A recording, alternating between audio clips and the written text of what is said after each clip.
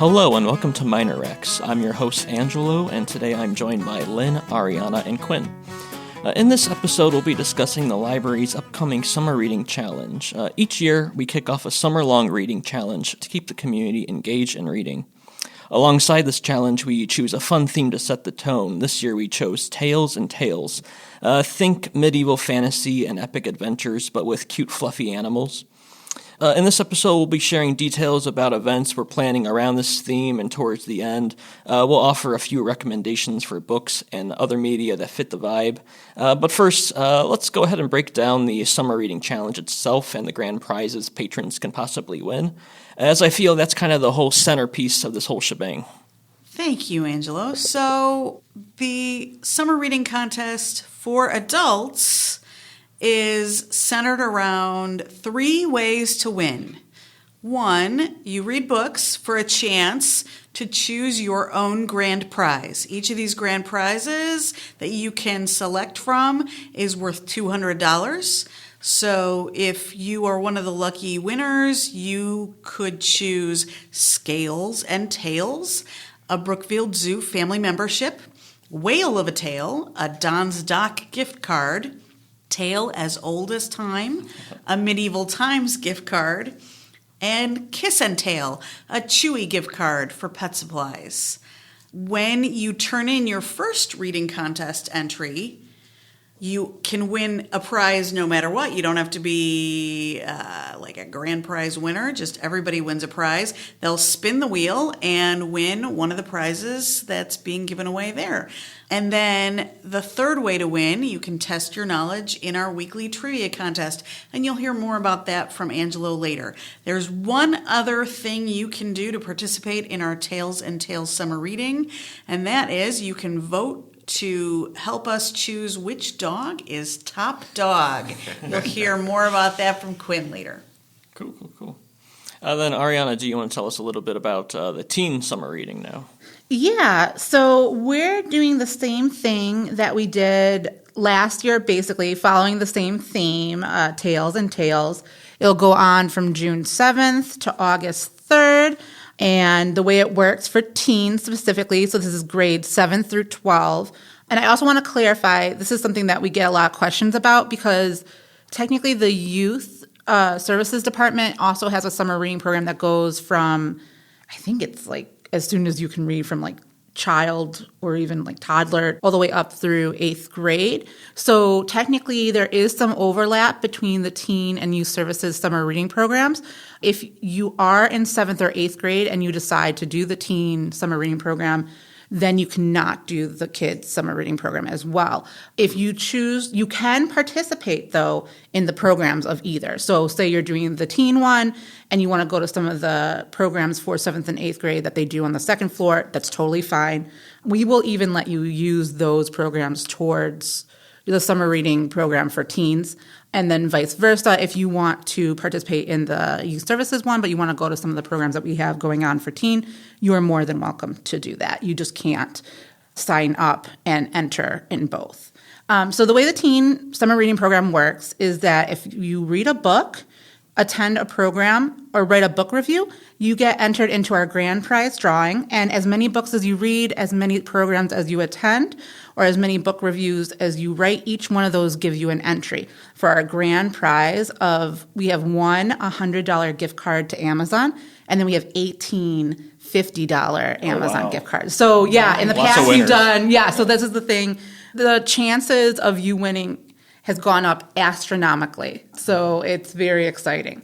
So those are our grand prizes this year. And we also are doing a punch card. So everyone who participates and completes a punch card, you have to complete 5 different things on it. One is read a book. The other is attend a program. So that's 2 additional entries into our grand prize. So just by doing that, plus you have the 2 punches.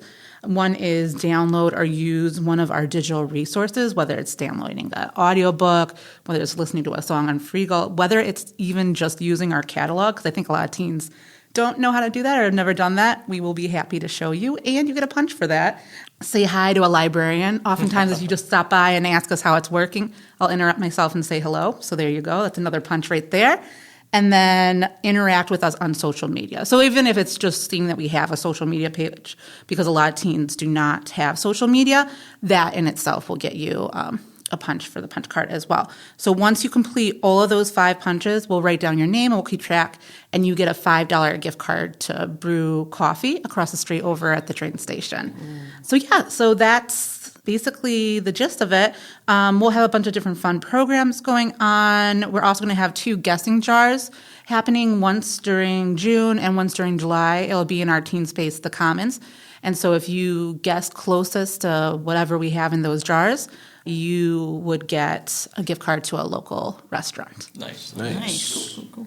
So in addition to submitting a ballot for every book you read and the teen punch card, I did want to go over some of the desk activities in detail. One of the major ones we're doing this year at the 3rd floor desk is the wheel. Quinn, if you want to discuss the wheel a bit. Yeah, so a little bit of a cryptic title. The wheel is what it sounds like. It's a spinning wheel. It's a prize wheel.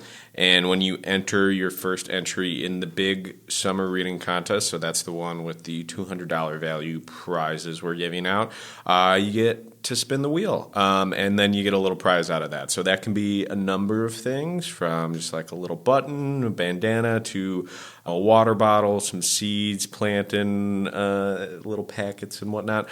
So that kind of thing. And it's, up to fate to decide. So very exciting. And then another one of the desk activities that we're going to have that I'm very excited about is, because to do a pun, a little pet project of mine is the dog bracket, which, what is a dog bracket? It's what it sounds like. We have a 16-place bracket that is going to have a bunch of famous dogs going head-to-head, and we're just going to have a ballot pool every week. Make sure you stop in and vote for your favorite dog. It's going to be a single elimination bracket a la March Madness, and then stop back every week to see which dogs move on. And then at the end of the 4 weeks that we're going to be running it, we'll have a champion dog. So for the rest of summer reading, we're just going to have a little shrine, I guess, to that dog up for people to celebrate. And it's very exciting. We've done it internally at the library a few times now, and people have really gotten into it.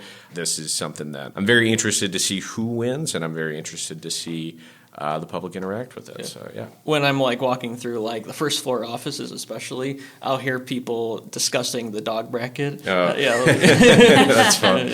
Yeah. I finally finished the seeding round for it, so I had everybody that wanted to participate rate the final 16 dogs that we have on a scale of 1 to 5, and that's decided the matchups. So I've been talking with graphics. They've done a great job, and they're going to have a big old bracket for everybody to see. That's going to be up right next to the desk on the 3rd floor. Excellent. People love that bracket, and it's funny to see because, we did a few test runs during March Madness. Our first one was Cat Madness for the staff, and Quinn and I kind of organized it and got it going. And I remember thinking, this cat's going to make it to the end, and the way this library voted was not how I would have ever thought. And it was so funny because I remember we were just kind of, on desk. It was late. The library was quiet, and I forget what the idea came out of. But, yeah, we just kind of rolled with it and had momentum enough to do it. And then we've done it 2 more times or 3 more times, kind of. I guess it has been. We've done 3 total. Yeah, we did cat breeds, so real cats. Then we did dog breeds. And then we did famous cats, which Hobbes the Tiger of Calvin and Hobbes won. Mm-hmm. And then we have done the first 2 rounds of the dog bracket, which is now that's going to be the public bracket, the outcome of that. Okay. Do you want to give them an example of maybe 2 dogs that they can expect to find? Yeah, so Snoopy is the heavy favorite. Snoopy and Scooby-Doo they came out on top after the seeding round, but we'll see. I know there's Gromit is going to be in there. He's one of my favorites. Excellent. I love Gromit. Air Bud, Hercules from the Sandlot, eked in there. Isabel from Animal Crossing, representing video game dogs everywhere. Yeah, Blue from Blue's Clues. Oh, of course. Yeah. And I think it's funny because I think it'll be interesting to see what dog goes on, because I think sometimes it speaks about the amount of people who have participated, because different generations. Like for that our, was what I saw right. very clearly in the seating round. I could sort of tell what generation the staff member was from, because mostly Toto was one. That was, if you were high on Toto, you were usually like an older generation, and if you were high on like Isabel, you were a younger generation. And then if you were Blue, you were a child sometime between like 1999 and like 2005. Or So usually you're a had millennial. child. Or you had a child in that time. Somewhere in that time period. Yes. That happened with Hello Kitty too, where I thought Hello Kitty was just going to be Huge. huge, and I think I was one of like 12 millennials who had voted for Hello Kitty to go on. I think I saw, yeah, because you were telling me about that, and I was like, I have no emotional connection to Hello Kitty whatsoever. I was like, oh, I have Hello Kitty taking it all. Yeah. And then I know Gromit definitely bridges a pretty wide gap, but the older and younger you are, on whatever extreme you're in, I saw Gromit fall off. And then Scooby-Doo was pretty roundly enjoyed. Every generation has a Scooby-Doo. Yes. And then Snoopy is just, I think, iconic, and also doesn't really have any sort of like cultural baggage to him. He's just a cool guy. He's Joe Cool. Yeah, he's always taking naps. Yeah, he's always taking Doghouse. naps. Real chill guy. Yeah. Dances. He's a good dancer. He is a good dancer. Yes. So that wasn't surprising to me, but yeah, I'm interested to see what Displains thinks, and I'm interested to see what dogs people dislike that aren't on the list. I'm already expecting Bluey, so if you're gonna tell us, oh, why isn't Bluey there? That was decided by the library staff, so that was I'm going to disperse that blame. That was not me. That was.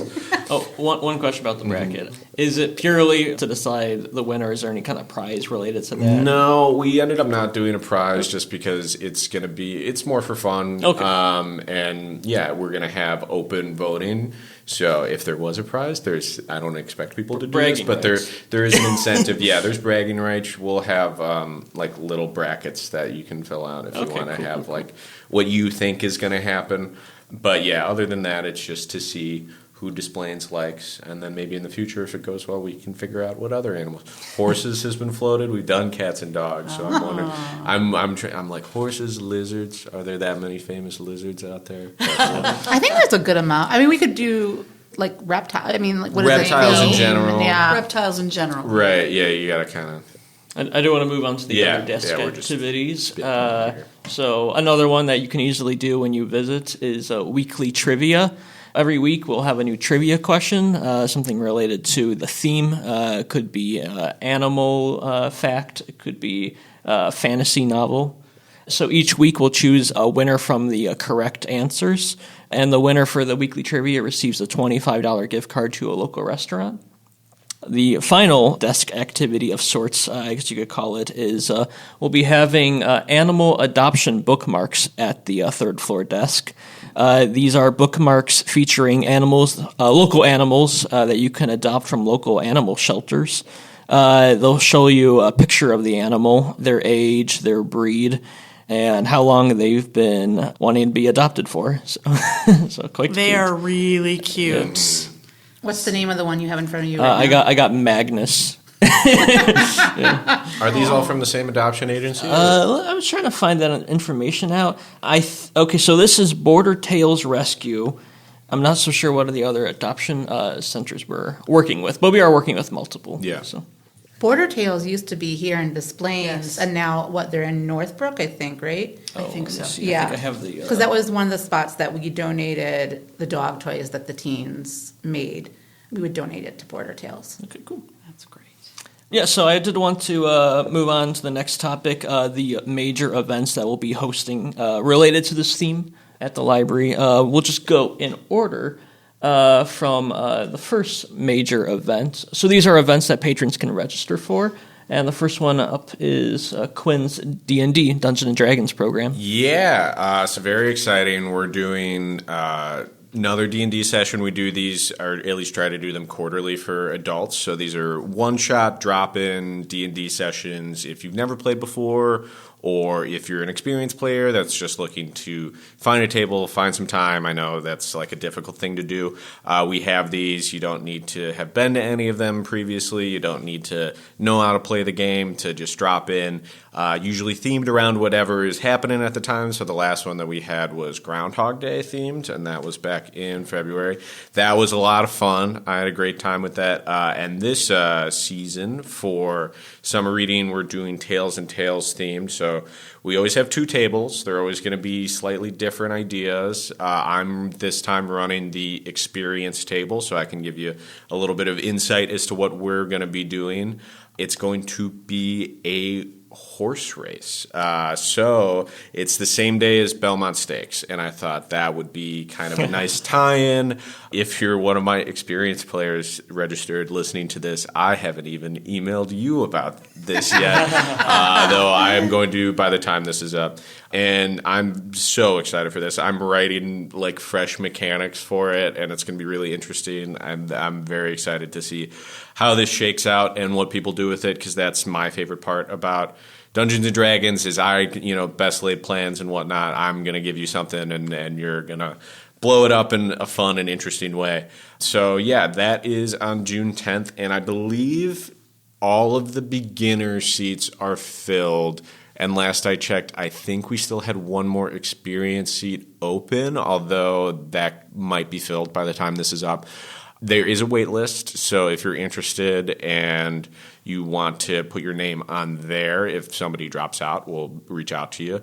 All you need to bring is a notebook, pencil, if you got it, if you got your own laptop, but otherwise we can provide any of those for you. We'll have dice here. Feel free to bring your own as well. It's especially great if you haven't played D&D before and you're looking to learn. It's a good sort of like dip your toe into it, see if this is a hobby that you want to get into. If it ends up being that the registration is full, don't worry, because we've got at least 2 more scheduled for this year. The next one is going to be a little bit after summer reading ends, and that's on August 12th.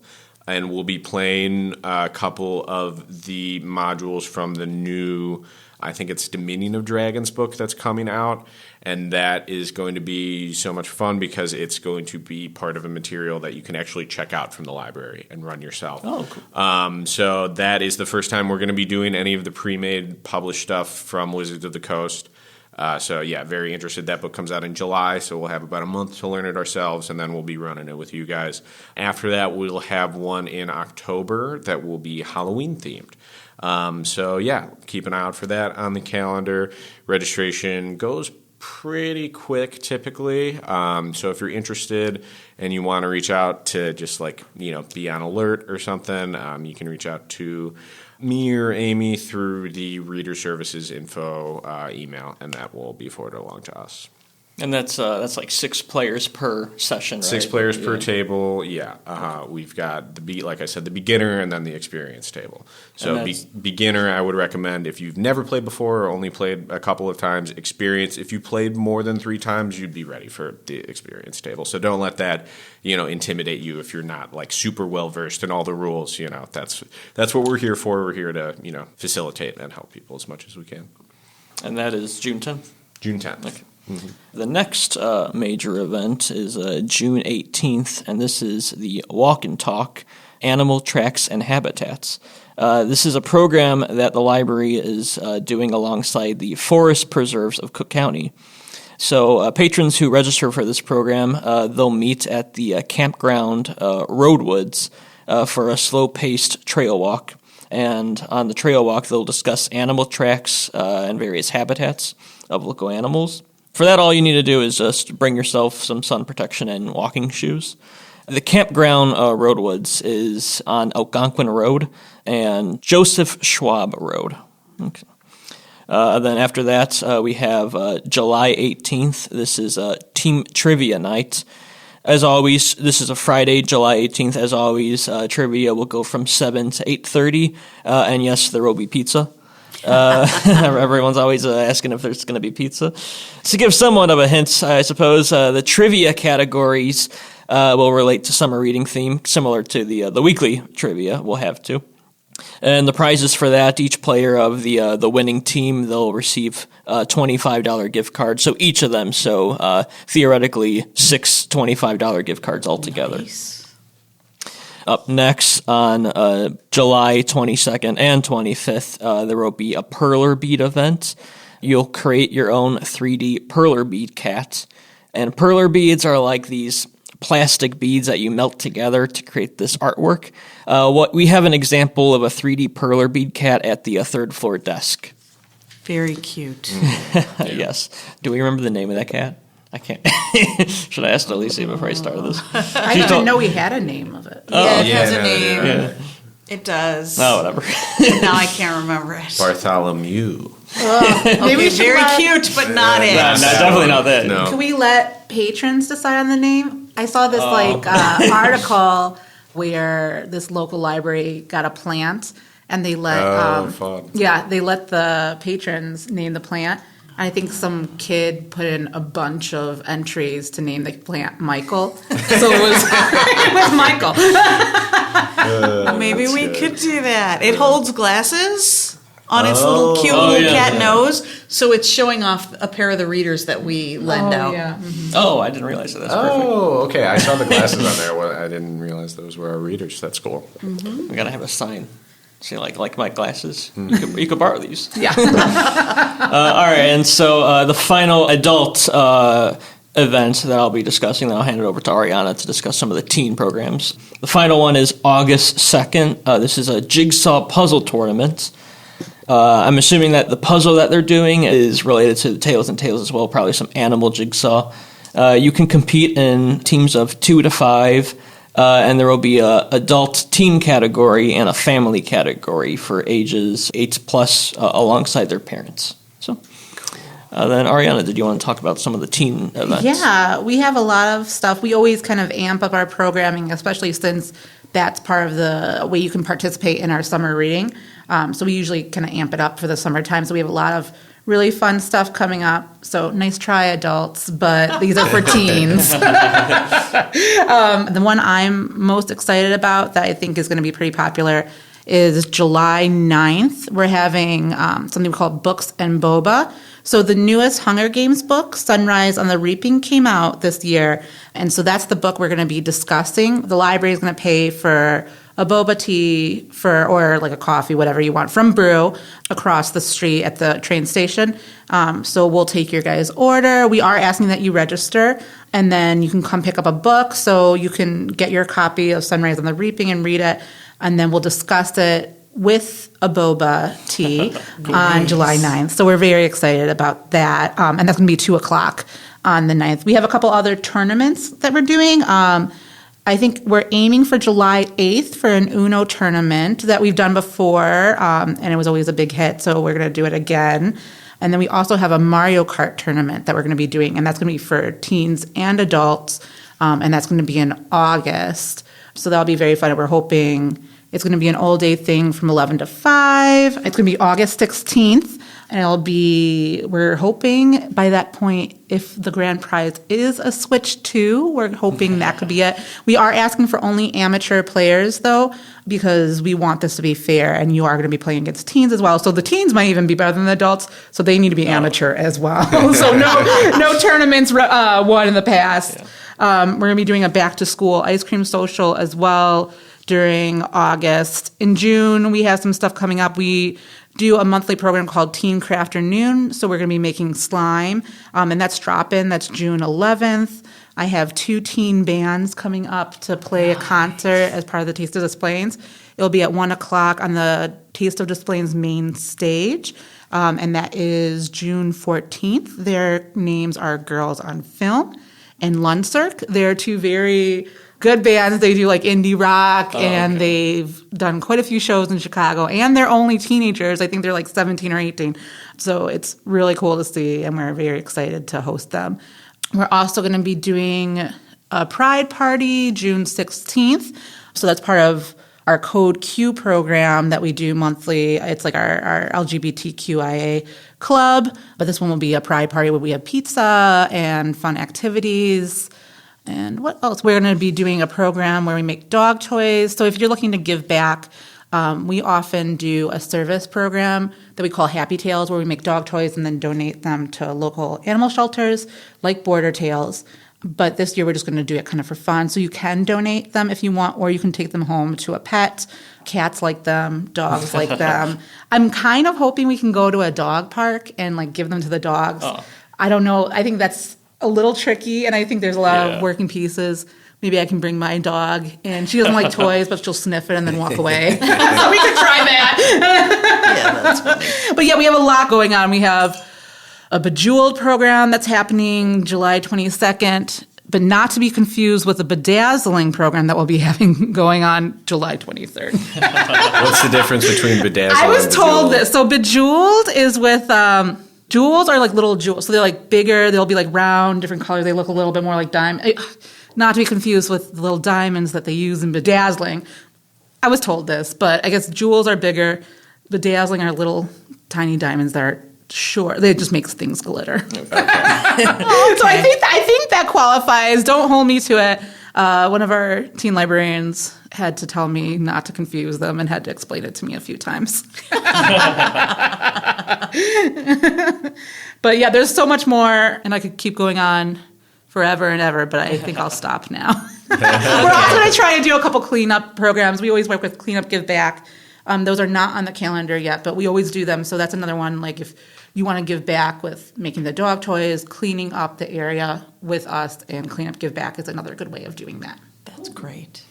You mentioning the Taste of the Splains reminded me of something that we totally didn't mention. We didn't talk about it. Yeah, didn't write down. Did you want to discuss this? Sure. So at the Taste of Displains, which is happening in Library Plaza, so right out front of the library will have a table out where you can sign up for a library card if you don't have one already. But you can also come and check us out because the book doctor will be in. So somebody from the adult services, teen services staff will be there to give out free book recommendations. Yeah, they did that at a bookstore. I went to the independent bookstore day, and they were doing that at a bookstore. Oh, and cool. I think it was the people giving it out were librarians that the bookstore had come in for this specifically. Right. So, because we know our stuff. Yeah, we are a pool of knowledge when it comes to this. Yes. There's going to be someone there, like all different individuals there all day, basically. It'll be different. Yeah, it'll be different staff members there. I think we're there for 3 hours on the 13th and the 14th. So for 3 hours on Friday evening, and then for 3 hours sort of midday on Saturday. Cool.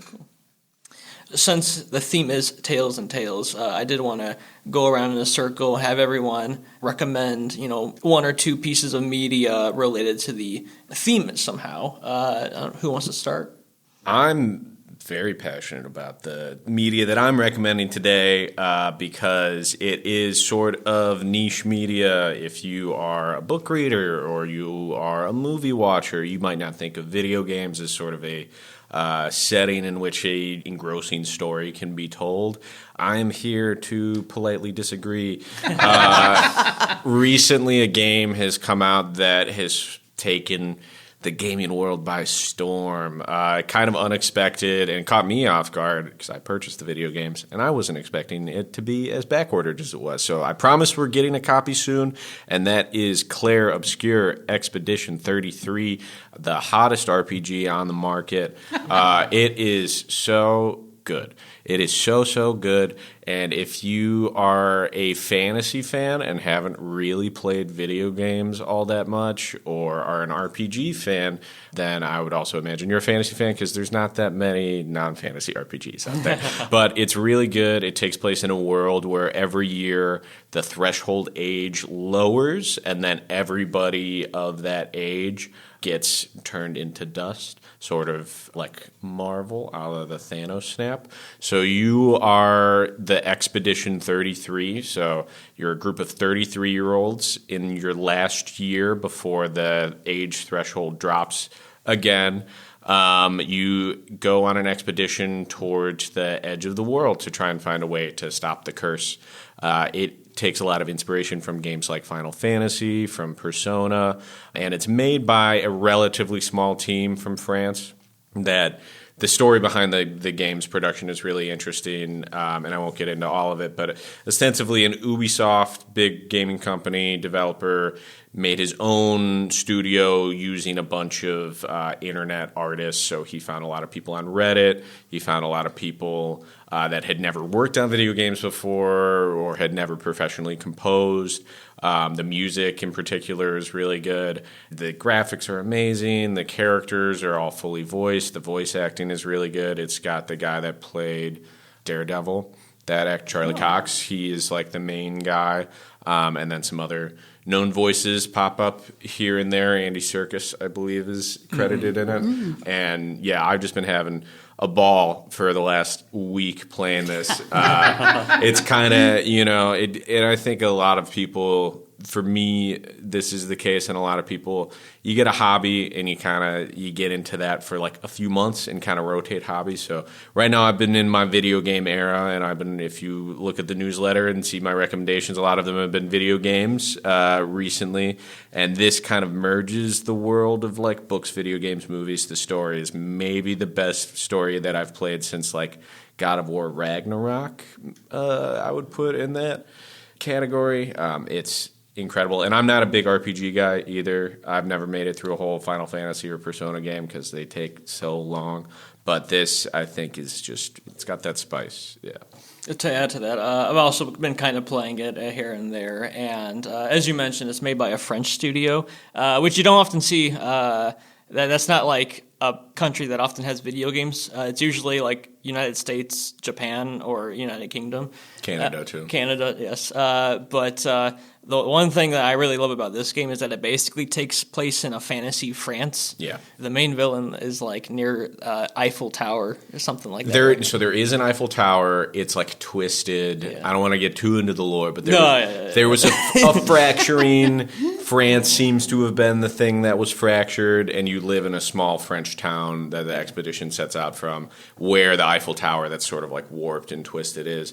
You fight. There are these optional bosses. This is probably like the most outwardly French, other than the characters' names being French. You fight mimes in some of the optional bosses, and those give you cosmetic skins. And one of them, you get a beret and little sunglasses and a black horizontal striped shirt, and then instead of a sword, you have a baguette on your back. It's very fun. Yeah, it's very, very fun. It doesn't take itself too seriously. There's a lot of stuff to explore. It's like a funny game.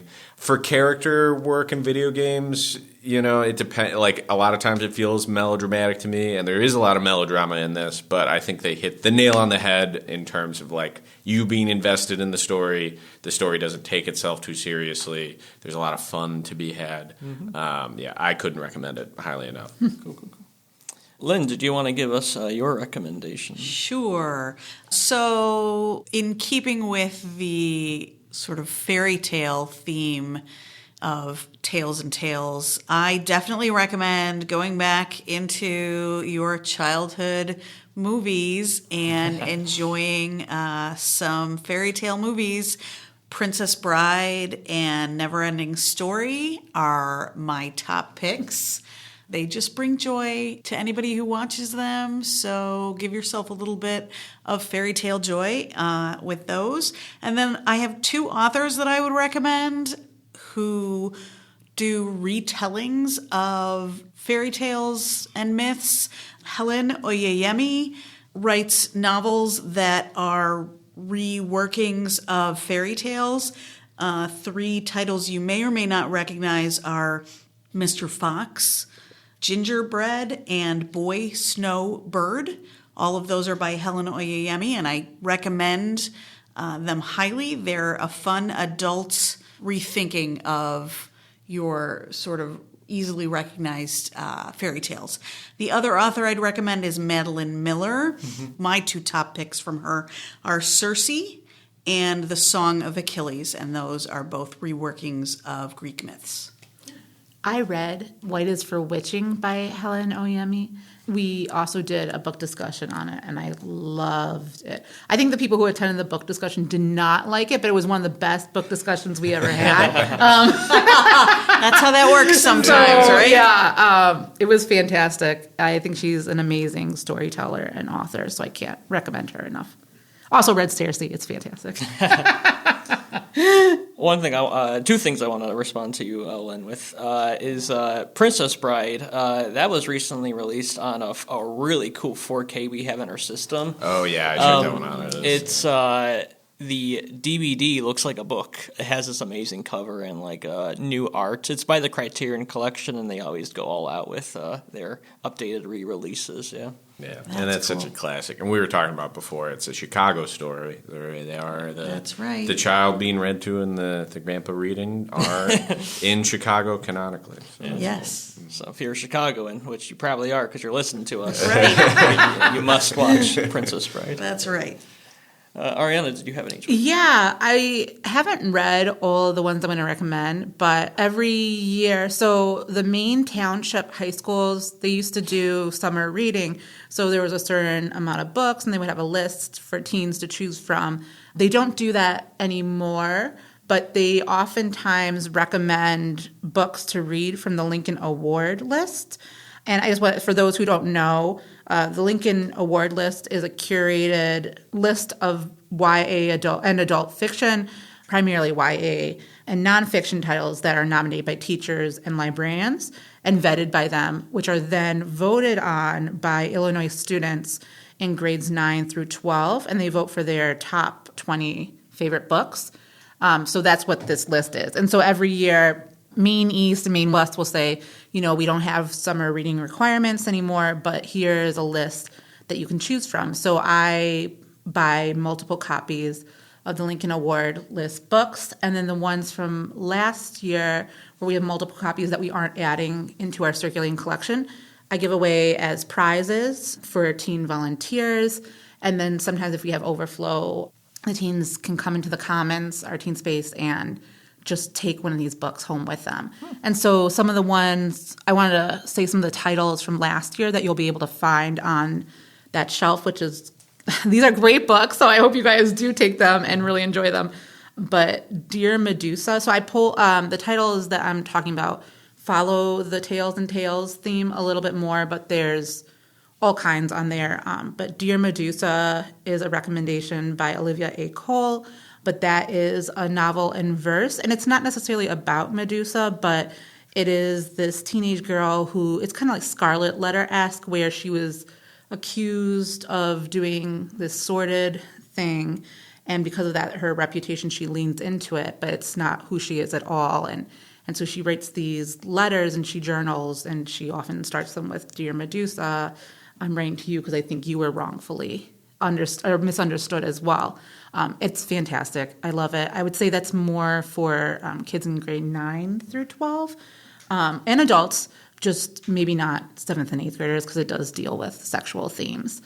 Six Crimson Cranes is another one. I didn't read this one, but it's by Elizabeth Lim, and it deals with shape-shifting dragons and conniving six cranes that are up to no good and helping out. And so it follows a lot of Asian folklore, and so that follows the theme of our Tales and Tales as well. Everyone who I've recommended this to has come back saying that they love it.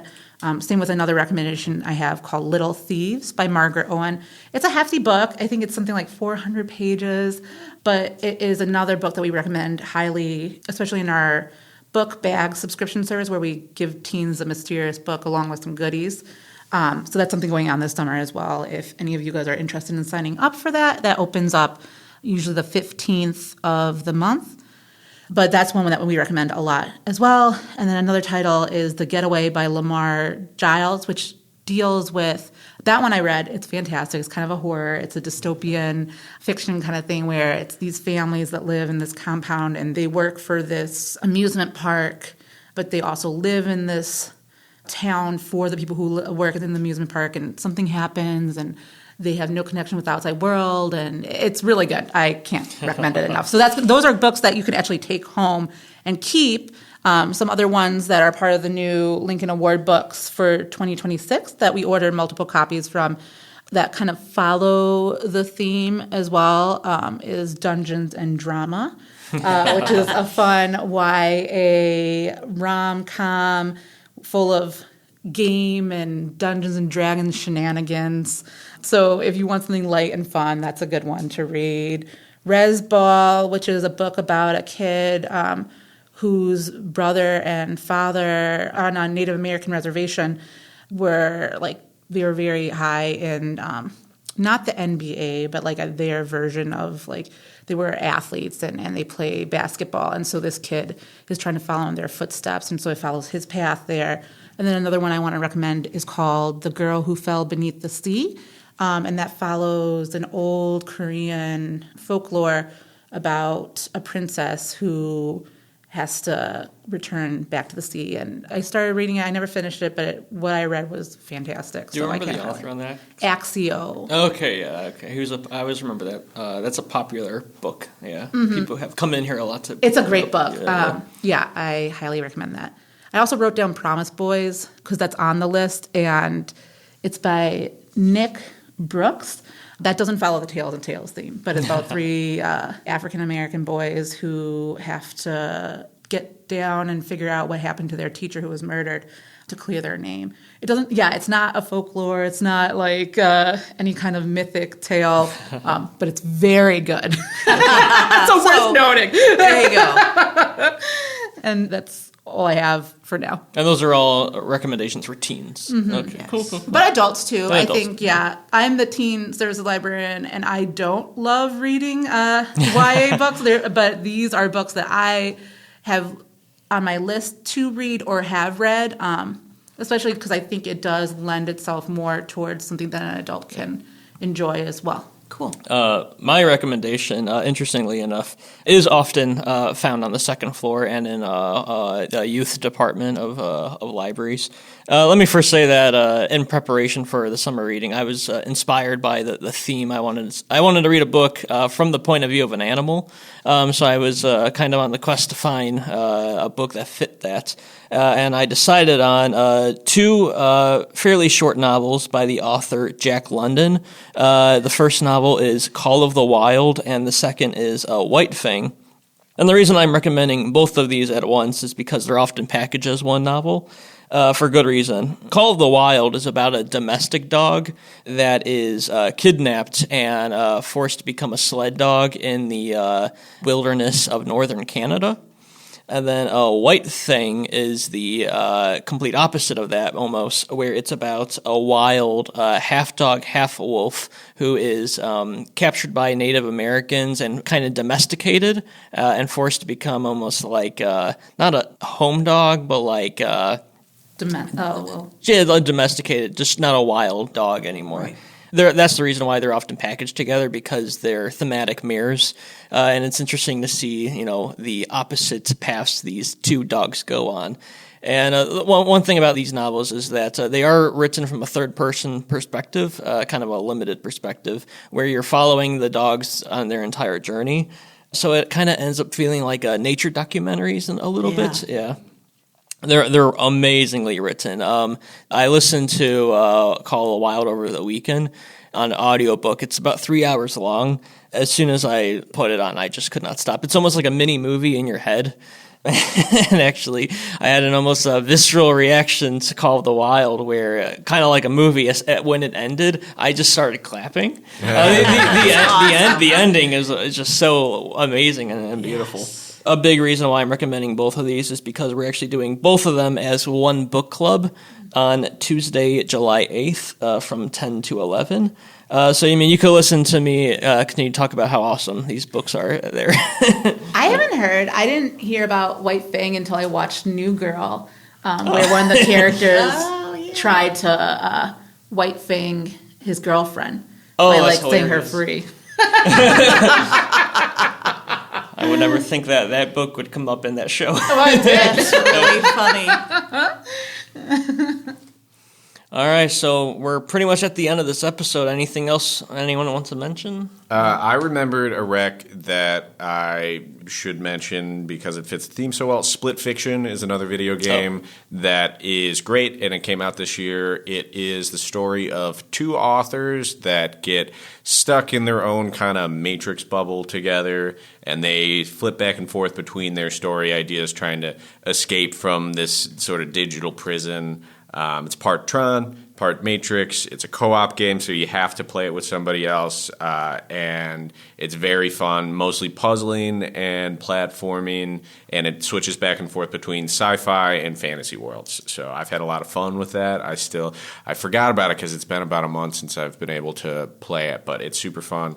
Couldn't recommend it highly enough. Correct me if I'm wrong. The premise is that the authors are trapped in their own books. So they're trapped in their own books. It's very convoluted and kind of, if I'm being honest, a little contrived. There is a publishing company that somehow has the money to make a computer that traps you in a digital world comprised of your own book ideas. So now that you've suspended disbelief for that part, we can actually get into the meat of the conceit, which is that you are trapped in their ideas. And so it switches back and forth. Sometimes you're in a medieval town getting run over by trolls. Sometimes you're on like a cyberpunk highway flying, jumping from like truck to truck. Sometimes you are pigs with like little powers, and sometimes I don't want to spoil too many of like the cool little side stories because there's so many like little surprises in the game. It's from the same developers that did It Takes Two, which is another really popular co-op only game that came out a few years ago. That won Game of the Year. Very innovative stuff and kind of bringing back couch co-op. So I really enjoy it. And Split Fiction has been just as fun as It Takes Two. So if you enjoyed that game or you heard a lot of good things about it, I would say if you got someone to play with, they're well worth your time. Cool.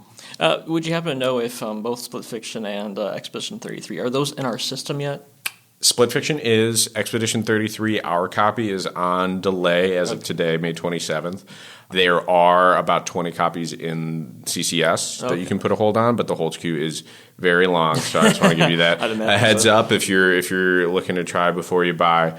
Get that hold on today so you can get it in a timely fashion. I'm hoping that, and I need to check in on the status for it, but I'm hoping that their physical copies are going to be back in production, so we can get ours soon. Again, it was a smaller release, so they weren't expecting the volume that they moved, and they ended up selling 2 million copies in the first 2 weeks.